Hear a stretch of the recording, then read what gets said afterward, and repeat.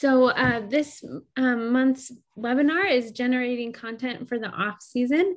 Our coach this month is Anna Hankins from Over the Moon Farm and Flowers from Coggan, Iowa. So I'll be switching over the hosting duties to her in just a minute. But I just wanted to run through really quickly. Our last Boost webinar for the 2021 season is moving customers up your engagement ladder, which will be December 7th. And Anna will be coaching that one as well. So I will stop sharing my screen so she can share her screen and mute myself and so she can take over. Awesome. Thanks so much, Julia. I am going to figure out how to share my screen now. At some point, it will become easier to do this. Da-da-da. If you have trouble, I can always share your PowerPoint as well. All right, I think I'm getting it up.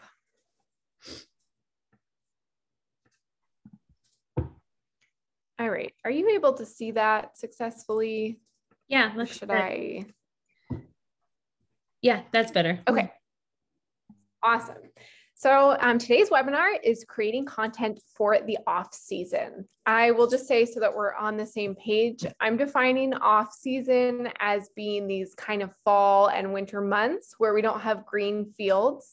But I do recognize that everyone has a different schedule. And for some people, winter might be an incredibly busy farm time and you have lots of calves or lambs or something else to share. And so you can define off season in your own way, but I'll be talking about it as this upcoming winter.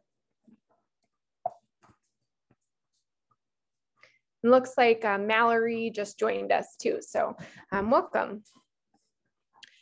So we know that there is just so much that goes into farming far beyond just that June through September time period that we have, and there's so much background. But I know from my own experience that it's much easier to be sharing pictures or other social media content from those summer months. It's easier to engage with blooming flower fields or those gorgeous peppers. I feel like it's much easier for people during that moment. And then the frost comes and you might be doing the unglamorous work of field cleanup, or you're planting in the fall when it's really cold and you don't have that spring excitement. You're just trying to get it done, or you're trying to mulch your garlic and you feel like there's not a nice picture to take, or you're cleaning up your tomato field and it's a whole week project and you don't know what to share. But at the same time, this time period for many farmers is really important to keep customers engaged because you want them to sign up for your CSA. Maybe you're going to run an early bird special and you have people signing up in November, December. I know that's the case for myself and some other folks too. Or you want to make sure that they are primed and ready to go when you do open your signups so that you can keep that cash flow going. So I want to kind of talk about that tricky moment, wanting to keep people engaged while also acknowledging that maybe this time of year is more challenging to talk about. So tip number one is letting your followers see the behind the scenes of running your farm business. Even though it might feel less like photogenic and a little bit more challenging to share, and honestly, you might get lower engagement because the algorithm or the Facebook or Instagram doesn't show your garlic mulching picture in the same way that it might show that field of sunflowers because it doesn't know what it is. And maybe people engage with it a little bit less. That's okay. And it's okay to still share it because the people who see it or who go intentionally to your page or your feed, they want to see it and they want to know what you're doing during this time period. And I think for a lot of people that are following our businesses or our farms, something that feels dirty or not photogenic, like mulching your garlic or picking up the tomato field, or sitting in front of the computer, starting to work in your field plans is still interesting for other people. And it's still absolutely worthwhile sharing that. So yeah, my first step is to lean into the behind the scenes. I also want to say if anyone has questions or thoughts, you can feel free to type those in the chat. And we can either, I think Julia can look at those too, and we can either answer them as we go or at the end. So feel free to engage. So my second tip is that this is a great time to do some pre-marketing. And it's all right if either you don't have something that people can buy at this current moment, you're not going to a farmer's market in the winter, or you don't have a CSA that's open, it's okay to still talk about it. One example that I'll give for myself is, so I run about 100-person flower CSA. And when we started that a little over 2 years ago, we had a whole winter where we didn't have the signups open. We were a brand new business.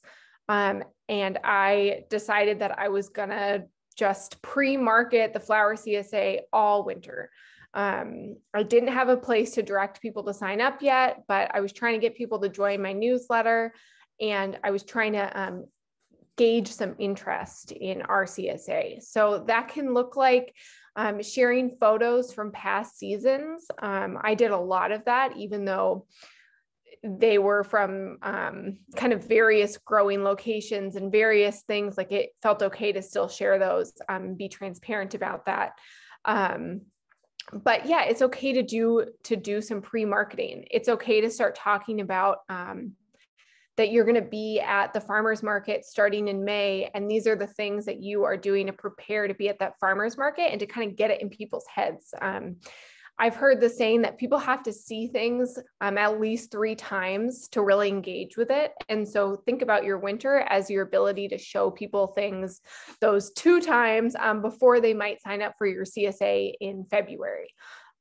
So don't fear not having something for people to purchase. Also, one of my favorite things to do is using the countdown feature on Instagram stories. This, you can also share your Instagram stories to your Facebook, so you can hit both of those audiences if you want to. But the countdown feature is a way to enter a date, and then it will show your countdown. And you can repost it as many times as you want on your stories. So it's something that I have used to count down until first CSA delivery of the next season, first farmer's market for the next season. But you could also use it for when you know you're going to launch your CSA sign up, or any other big date. And it's kind of fun. Hopefully not too stressful. Sometimes it feels stressful as the grower to have a countdown, but I think for people, it can feel exciting to be reminded that, oh, there's only actually, 65 more days until my first CSA share. Like, I better start thinking about it. So I think that's a really fun feature to use. So I mentioned this a little bit before, but something else that's just an awesome tool for your off season is using the Throwback Thursday hashtag. I know that I try to take some extra pictures in the summertime that I don't post right away, because if I did, I would be posting 30 pictures a day, and I certainly don't do that. But I try to stockpile some of them for the winter, so that I know that I can go back and say, oh, I definitely have like 10 more sunflower pictures or something that I can post in January when people really want to see things like that. And if you're not someone that takes a million pictures, that's okay too. I will say that people really have short attention spans, and it's really okay to repost a photo. If you posted a picture of your full greenhouse back in May or June and people engaged with it and they really liked that photo, it's really okay to repost that in January and say that it's a throwback, and that you were so excited that your seed order came in the mail and you're only a couple months away from having that full greenhouse again. And isn't it so fun to think about? So it's really okay if you don't have 100 pictures stockpiled, but posting things from the previous season is a really great tool. The other thing that I find with Throwback Thursday, or having a specific day of the week you know you're going to post something, is it gives you a little bit of a skeleton to follow. I think especially when we're in this off season, your schedule might look different in the week to week. For myself, I know that during the summertime, I have CSA deliveries 2 days a week, and then the farmers market 1 day a week. And so I already have a little bit of a guide in my head about what to post. I can post my CSA on Thursdays. On Saturday morning, I could post a picture of the farmers market. I have a skeleton, but in the winter time or in the off season, my day-to-day looks similar every week. And so it's a little harder to have that guide. And so I do think it's really helpful to say once a week, I'm going to post a throwback picture every Thursday, and I don't have to think about that content at all. I know that I'm going to either rework a previous description that I've used and talk about it being a throwback, or I'm going to tell people something that I'm really looking forward to or planning for. And similar to tip 1 about going behind the scenes, there's so much that happens in the winter and the early spring that relates to planning. And I really think that people like to see it. I know for us farmers, receiving your seed order in the mail can be something that feels exciting, but isn't necessarily something you know how to take a picture of, but people want to see it. Most people aren't used to getting a big box of all types of seeds in December or January. And I think people are genuinely interested and interested in how that process works, even because it is such a different scale than, say, just like a home gardener or something. So sharing those things too is awesome. So my next tip is getting personal with a Meet Your Farmers post. I think that the wintertime is a really good time to do this. I know, speaking from my own experience, it's a little easier in the winter to feel able to have time to write some longer posts like this. And this is another good one where it doesn't have to be content of something you're growing or your field or your CSA share. Like, it's okay for it to be a selfie or a picture that someone took of you during the season. But it's okay to get a little bit more personal. I think that social media, both Facebook and Instagram and any other social media tools you use, it's supposed to be social, and people do like to see you. I would say that a general rule of thumb, which I know is not always true, but often is that pictures that have a face in them do better with the algorithm. And I know that many people, especially on your business page, it's hard to post so many pictures of yourself, or you feel shy, or I know that I do.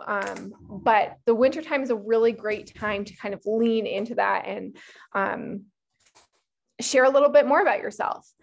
And it's okay for it to not all be farming related. I received some really great advice from a marketing mentor recently that it's totally okay to share that, it's getting a little later in the fall and it's getting dark earlier, and I finally had time to read a book for the first time in a while, and asking people if they're reading anything or if they've cooked anything good recently. So it's okay for it to be a more personal touch.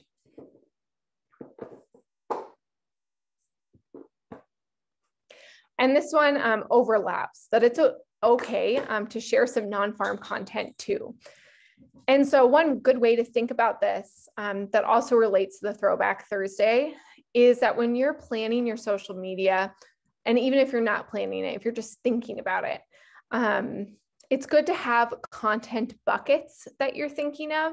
So maybe one of those buckets is marketing your CSA share. And so in that content bucket, you're sharing pictures of vegetables and throwbacks of last year's CSA share, and recipes that might include lots of tomatoes or other things that you know that you grow a lot of. And maybe one of your other content buckets is your Meet the Farmer posts, and it's a more personal dive into who you are and what your business does. But maybe your other content bucket is your non-farm content. And for some farmers, I think this can look like sharing about their families, or, you know, maybe they are really involved in their community and they're on a council or a board, and they want to share more about their involvement in like the Food Policy Council or something. That could be a content pillar. It could also be sharing about what you're putting in your kids' school lunches that come from your vegetable garden. So everyone can have a different content bucket. For me, sometimes I share about my puppy, and that feels like non-farm content that people still engage with and enjoy. Sometimes non-farm content can look like cooking content. Last year during the winter, I remember posting a variety of cookies that I made, often from a box, but I used my own local eggs. And so it felt like an easy thing to share, and kind of bordered on that non-farm content with a tiny bit of farm thrown in. So it still felt relevant to my farm's brand. But it's okay to not feel like everything has to be, and I think in fact, it's better if not everything it feels like an advertisement, and not everything has to be that you're working so hard in the farm this, the farm that.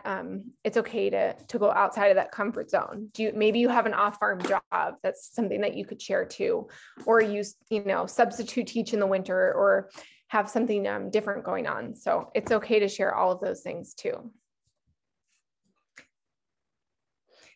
And my last tip is to use the winter months to build excitement.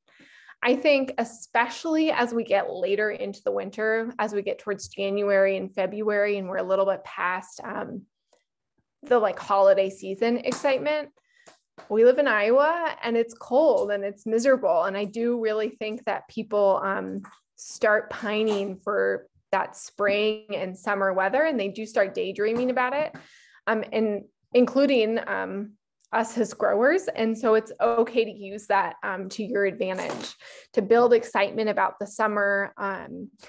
You know, if you're starting seeds, say in February, even if you just have a couple things so far started in an indoor setting, like that is awesome content to share about, because it's that like promise of spring or promise of summer that we know will come. You've onions started or tomatoes started and peppers started, you know, pretty early. And so that is, for so many people, that's going to build a lot of excitement.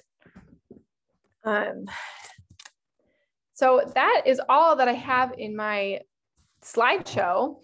And I am totally happy to take questions or comments or just chat a little bit more generally.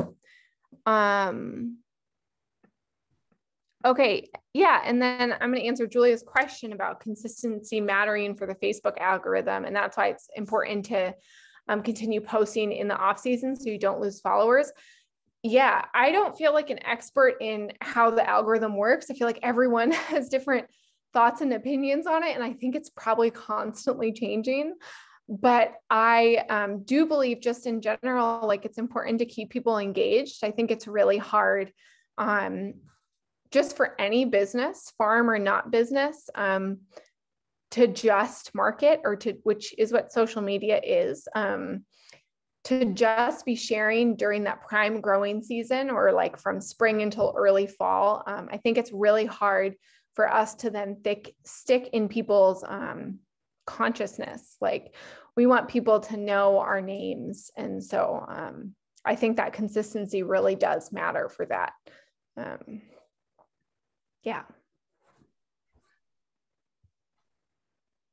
We can see if we have any other questions, and then I just have a quick poll that I would like to launch as well. So if anyone has any other questions, oh, here's one more.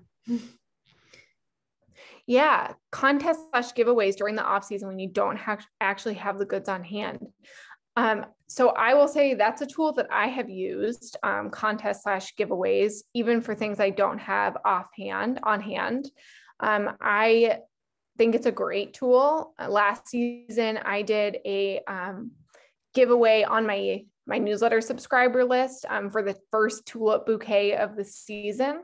And I think I did it in like early March. So like a month before I did have anything blooming, and it got people excited. And I think it's totally okay to do it before you have a product. You could do it for a CSA share. You could do it for a farmer's market goodie bag.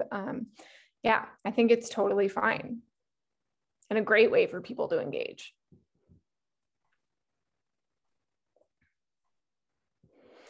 Okay, while we're waiting to see if there's any other questions, I'm going to launch a poll real quick. So if you'll take just a minute or two to answer those 2 questions.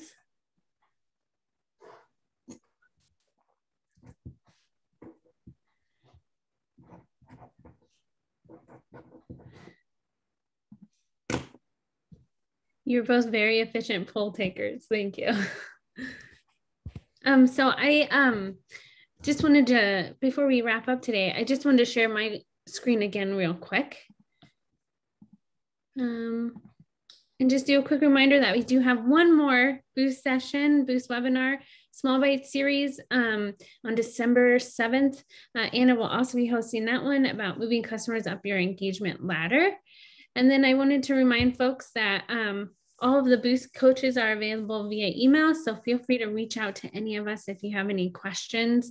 I'll be emailing the slides after this session, so the contact information will be on there. And then I just wanted to say a quick thank you to our sponsors, USDA, and our partner organization, Northeast Iowa RC&D, for helping us put on this webinar series. And a big thank you to Anna, learning so much from her sessions that she's been sharing with us. So thanks for joining us, everybody, today. I hope you have a good rest of your day. Enjoy the nice weather while we got it. Yeah, have a good day, everyone. Bye.